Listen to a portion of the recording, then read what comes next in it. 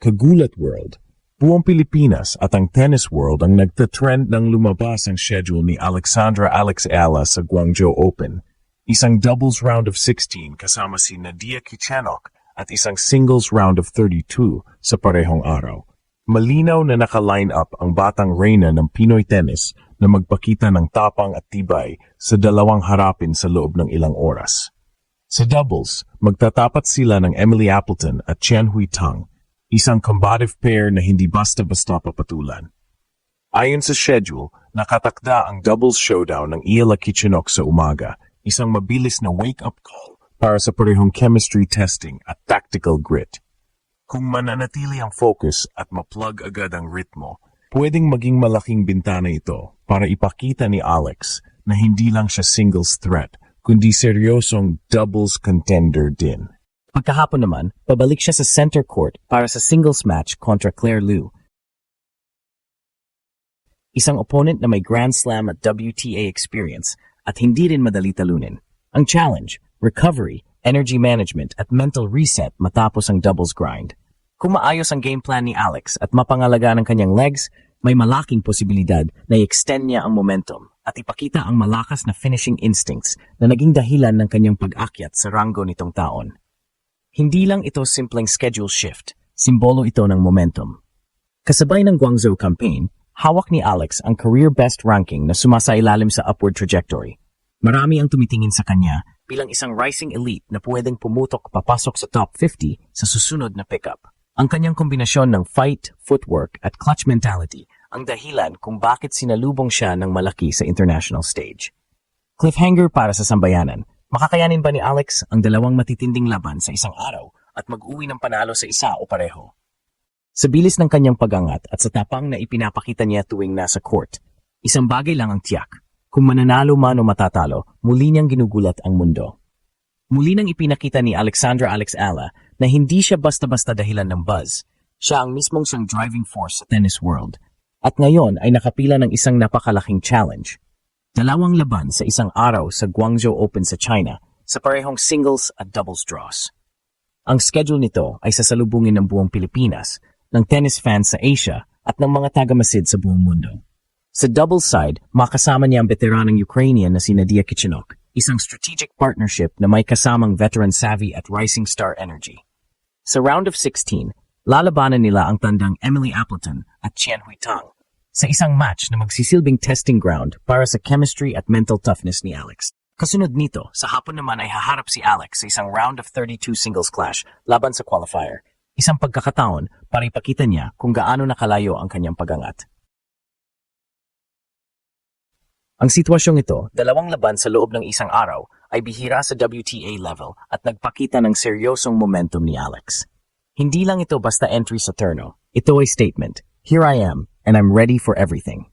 Mula sa pagiging promising junior hanggang sa pag-akyat sa career high ranking, si Alex ay humakbang ng may plano, disiplina at puso. Ngayon, ang mansanas ng pagkakataon ay nasa kanyang mga kamay, isang tournament swing kung saan kusang magbabago ang trajectory niya. Para sa mga Pilipino, hindi lang ito tungkol sa isang manlalaro lang. Ito ay tungkol sa bayan, sa pangarap ng isang bansa na muling makikita sa pinakamataas na entablado ng tennis. Ang buong bansa ay nakatutok, naghihintay at naniniwala. At habang nakapila ang dalawang laban ni Alex sa isang araw, isang tanong ang nagpapasiklab sa lahat. Kaya ba niyang isulat muli ang kasaysayan sa loob ng isang araw? Panoorin natin, dahil kapag excel si Alex, muli niyang ginugulat ang mundo. Hindi pangkaraniwan ang gagawin ni Alexandra Ala na ngayong araw.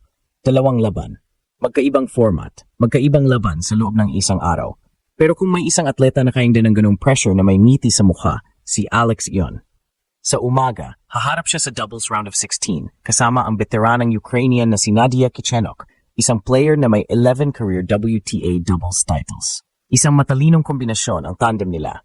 Ang karanasan ni Kichenok sa high-stakes situations at ang kabataan, bilis, at fighting spirit ni Ala. Makakaharap nila ang British-Chinese pair ni na Emily Appleton at Chen Huitang na parehong kilala sa explosiveness at quick net attacks. Para kay Ala, malaking oportunidad ito hindi lang para sa panalo, kundi para mas matutunan ang intricacies ng doubles play sa elite level. Pagdating ng hapon, walang pahinga, singles match agad sa round of 32 laban kay Clara Liu, isang qualifier na handang sumubok sa momentum ng Batang Pinay. Ngunit dito lumalabas ang maturity ni Alex. Sanay na siya sa back-to-back matches, lalo na sa mga Grand Slam qualifiers at ITF tournaments kung saan kailangan maglaro ng 2 beses sa isang araw. Ang pagkakaiba ngayon, mas mataas ang antas, mas mabigat ang kalaban, pero mas matatag din si Alex. Ang sitwasyon niyang ito ay sumasalamin sa tunay na atleta. Hindi umaatras kahit pagod, hindi naghahanap ng dahilan, at laging handang lumaban sa kahit anong kondisyon. Sa totoo lang, maraming WTA players ang iwas sa double duty sa isang araw, ngunit si Alex ay nakangiting tatayo sa court ng 2 beses, dala ang bandila ng Pilipinas. Para sa fans, ito ay hindi lang araw ng tennis, kundi araw ng inspirasyon. Sa Facebook, X at YouTube, trending na ang mga updates sa kanyang schedule. Lahat ay sabik makita kung paano niya haharapin ang 2-match challenge. Kung manalo siya sa parehong laban, magiging simbolo ito ng kanyang tibay, konsistensya, at puso bilang Pinay na ginugulat ang mundo, isang match sa isang pagkakataon. Ngayong umaga sa Guangzhou Open, nakatakda si Alexandra Ayala na subukan ang 2 laban sa loob ng isang araw, isang pambihirang hamon kahit sa mga veteranong manlalaro.